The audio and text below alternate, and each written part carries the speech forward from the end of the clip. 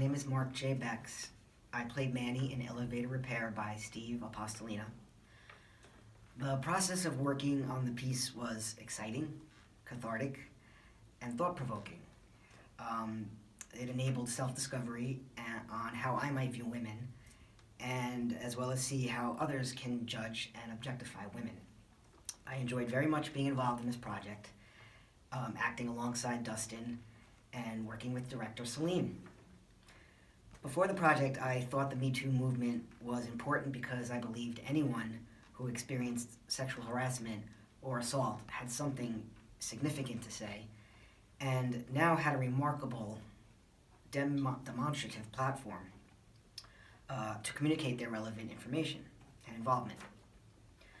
My first thoughts about hearing the stories in the press were that it's about time. What took so long?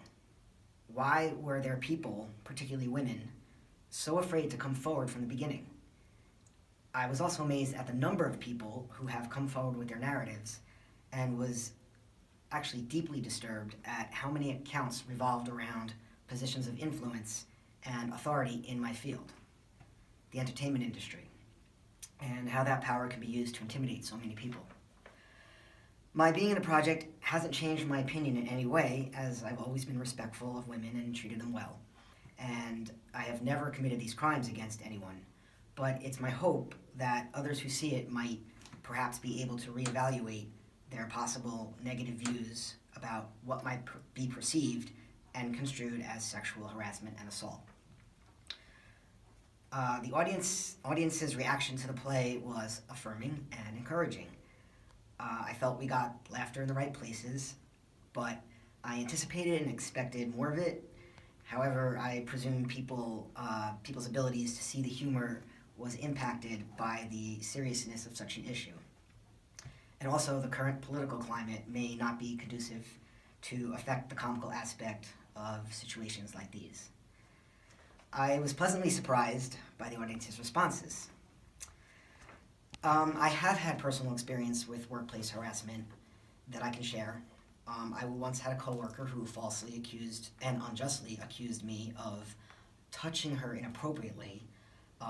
Apparently, I had rejected her friend, so she maliciously alleged an unsubstantiated, fictitious, ridiculous, and laughable charge that I hit them on the butt with a water bottle. At first, I wasn't believed, of course, and I worried about the potential damaging of my reputation and blow to my dignity. But ultimately, the unsupported allegation was easily investigated and found unproven and baseless. I won a landmark case against the company, and which was slightly satisfying, but nevertheless disconcerting. If I had one thing to say, I could say to anyone who is currently facing a situation where they were being abused or harassed, I would tell them, if I could, the message that it's okay, if not imperative, that they speak up. It is not okay to use one's position to bully others, and no one has a right to treat another unethically and humiliate them.